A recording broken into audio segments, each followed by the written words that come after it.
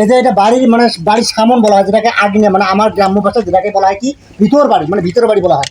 কি পরিমাণ পানি! এই যে এটা ঘর, আমি ঘরের দুয়ারের সামনে যাই, ঘরে কিন্তু তালা দেওয়া আছে, বাড়ির লোকজন নাই, কারণ এই বাড়িতে তো থাকাও সম্ভব না। তো কি খাট পালন যা আছে সব কিছু কিন্তু পানিতে মধ্যে ডুবিয়ে গেছে। এই যে দেখেন, আমি ঘরের সামনে দাঁড়িয়ে আছি, দেখেন কত পানি। এই যে আমি এদিকে যাই, দেখেন শুধু নয় দিকে যান, এই বাড়ির লোকজন আপাতত মানে নিরাপত্তা কর্তা রাস্তায় তারা আশ্রয় নিছে। এরকম আমাদের এলাকায় এটা হলো কারণ অসংখ্য বাড়ি এরকম করে তলিয়ে গেছে। দেখেন দেখেন যেদিকে যাই সেদিকে, এটা হয়তো থাকা ঘর, এটাও থাকার ঘর, আর এটা হচ্ছে রান্নাঘর। সব জায়গায় কোনো লোকজন নাই, বাড়ি কিন্তু তলিয়ে গেছে। থাকা জানে তো পানির স্পিরিট। হ্যাঁ, এখানে স্রোত আসতেছে। স্রোত বলতে কি, স্রোত যেটাকে বলা হয় স্রোত। স্রোত বুঝলে আপনারা বুঝবেন, স্রোত আসতেছে, যার কারণে আমরা কিন্তু দাঁড়াইতে পারতেছি না। যাই হোক, এখন আমরা নৌকায় উঠবো, আরো আপনাদেরকে এখন আমরা রাস্তায় অথবা অন্য অন্য বাড়ি নিয়ে যাওয়া দেখাচ্ছে। সুলতান ভাই গেটটা খোলেন, দেখা দেখো আস্তে খোলেন। দেখেন সুলতান ভাই, কোনো কিছু আমার থাকবে বাড়িতে, লোকজন কিন্তু কেউ নাই। আমার ভিতর দিকে আস্তে আস্তে ভিতরের দিকে যাচ্ছি, দেখা যাক।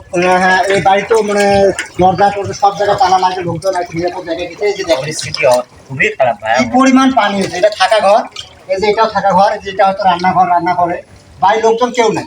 শুধু এরকম একটা বাড়ি না, আমরা আপনাদেরকে আপাতত দুইটা বাড়ি দেখালাম, এরকম অসংখ্য বাড়ি আমাদের এলাকায়। এটা হলুখানা ইউনিয়নে অসংখ্য বাড়ি, শুধু হলুখানা না, কুড়িগ্রাম জেলায় এরকম ভয়াবহ বন্যা হচ্ছে। অসংখ্য বাড়ি এরকম তলিয়ে গেছে। আপাতত মানে এই ভিডিওর মাধ্যমে সব বাড়ি দেখাও সম্ভব না, কারণ ভিডিওটা অনেক লং হয়ে যাবে, আর এত লং ভিডিও কোনো দর্শকও দেখবে না। যার কারণে আপনাদেরকে আমরা দুই একটা বাড়ি দেখালাম। দেখেন এই যে লোকজন কিন্তু কেউ নেই, আমরা নৌকা পথে আসছি, একটা বাড়িতে নিচ্ছি, সেটা আপনারা দেখছেন যে এখন ড্রেস পাতি পরে এই বাড়িতে আসলাম। এখন আমরা আর একটা বাড়িতে আসলাম সুলতান ভাই সহ।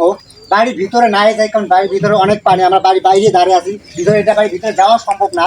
দেখেন এইখানে বাড়ির লোকজন তো ব্যস্ত আছে, এখানে একটা ঘোড়া দেখেন পানির মধ্যে দেন কিরকম করে খাইতে দিচ্ছে, কারণ হয়তো বাড়ির লোকজন হয়তো তার বাড়ির জিনিসপত্র নিরাপদ জায়গায় নিয়ে যেতে ব্যস্ত আছে। দেখেন ঘোড়াটা হয়তো নিয়ে যাওয়ার সময় পায় না, দেখেন পানির মধ্যে দাঁড়িয়ে কিরকম পানি। তাহলে ভাবুন যে কি পরিমাণ পানি হয়েছে। তো সব বাড়িও দেখা সম্ভব না, যার কারণে আমরা কিছু কিছু বাড়ি দেখাচ্ছি। আরও মানে এমন কিছু বাড়ি আছে ওই বাড়িগুলো আমরা যাইতে পারি নাই, মানে স্রোত অনেক। তাই আমরা আরও আপনাদেরকে আরও দেখাবো যে বর্তমান রাস্তা আছে, রানিং রাস্তা, মানুষ যে পারাপার হয় সেই রাস্তার পরিস্থিতি আপনাদেরকে দেখায়। আসলে আমরা বাজার থেকে নামিয়ে বাজারে দেখাবো যে বাজারে পানিতে, বাজারে একটা দোকান চলিয়ে গেছে। দেখেন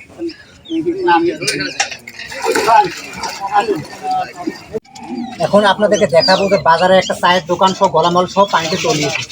এটা কিন্তু চায়ের দোকান, রানিং চায়ের দোকান ছিল বাজারে, এটাকে বলা হয় যে মন্ডলের মোড় সংলগ্ন বাজার।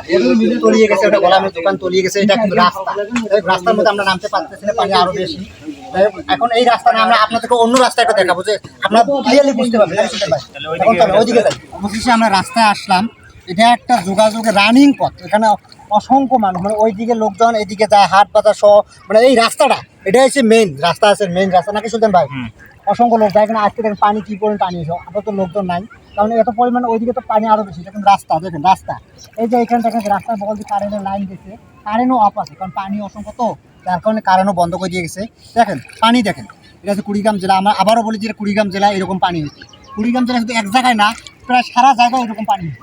আশা করি ভিডিওটিতে সবাই লাইক কমেন্ট শেয়ার করবেন, আর আমাদের জন্য দোয়া করবেন যেন এরকম ভালো ভালো ভিডিও আপনাদের সামনে তুলে ধরতে পারি। ধন্যবাদ, ভালো থাকবেন সবাই।